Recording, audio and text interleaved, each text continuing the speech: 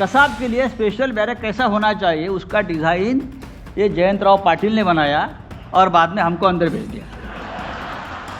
और मेरे को बाद में पूछता कैसा था, तो क्यों, मैंने ही बनाया है। आम्ही ज्या कसाबच्या बॅरॅकमध्ये राहिलो होतो ते बॅरॅक कोणी बनवलं? आमच्या जयंत पाटलांनी।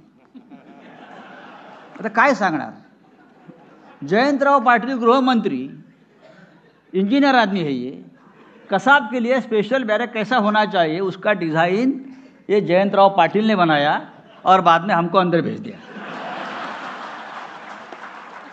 और मेरे को बाद में पूछता कैसा था, तो क्यों, मैंने ही बनाया है। कैसा था और मैंने बनाया है। अच्छा, हे अशा सगळ्या या गमती जमती आहेत त्या पुस्तकामध्ये आहेत। कटू आठवणी असतातच, पण त्या कटू म्हणून घ्यायचा नाही, तो अनुभव म्हणून घ्यायचा। मला उद्धवजी काय म्हणाले त्या दिवशी, त्यांनी पुस्तक वाचलं आणि मी म्हणलं कसं आहे पुस्तक, मी भाषणात सांगेन, पण एका वाक्यात सांगतो, पुस्तकात रडगाणं नाही आहे कि मेरे को अरेस्ट किया, फिर मैं रो रहा, फिर ऐसा हो गया, असं झालं तसं झालं। अरे हो गया, ठीक है, गया जेल में, वापस आ गया। जिसने मुझे पकड़ा उसको पश्चाताप हो गया, त्याला झक मारली आणि याला पकडला। अरे हम गुंडे लोग हैं, हम जेल जाने से नहीं डरते और देश को ऐसे लोगों की जावेद साहब अब जरूरत है। लोहा लोहे को काटेगा अभी। हम सब लोग जो है, साकेत है, हम है, आप जैसे हमारे मार्गदर्शक उद्धव जी है, पवार साहब है, पूरे देश में एक माहौल बन गया है। ये महाराष्ट्र है। या पुस्तकाचं सार काय आहे? दोन गोष्टी आहेत पवार साहेब, मी सकाळी पण सांगितलं,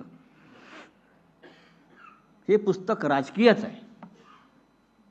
ज्याला विरोधी पक्षात काम करायचं आहे त्याने पुस्तक वाचलं पाहिजे। ज्याला सत्तेची चाटुगिरी करायची आणि सत्तेसाठी सर्व काही करायचं आहे, उसके लिए किताब नहीं है। जिनको अपोजिशन में, ज्याला विरोधी पक्षात राहून देशाचं काम करायचं आहे, त्यांनी हे पुस्तक वाचलं पाहिजे। आणि एका वाक्यात सांगतो, या पुस्तकाचा सगळ्यात शेवटचा सार असा आहे की महाराष्ट्र गांडू नाही आहे। महाराष्ट्र मर्दों के औलाद आहे, या पुस्तकाचं एक महत्त्व आहे। आमच्यासारखे असंख्य लोक आहेत, अनेकांना त्रास झाला, अनिल परबना त्रास झाला, असंख्य लोग हैं जो झुके नहीं, आज भी लड़ते रहेंगे। आज भी मैं कोर्ट में जाता हूं, जज के सामने खड़ा रहता हूं, बोलिए क्या है, वापस अरेस्ट करेंगे, क्या करोगे आप? तानाशाह कब तक तानाशाही करते रहेगा?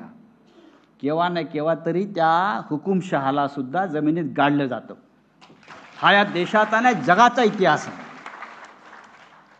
तेव्हा मित्रांनो, आपण सगळे मोठ्या संख्येने इथे आला। आज माझा भाषणाचा दिवस नाही, मी मगासपासून सांगतो आहे, भाषण करायला उत्तम माणसं इथे आपण आमंत्रित केलेली आहेत।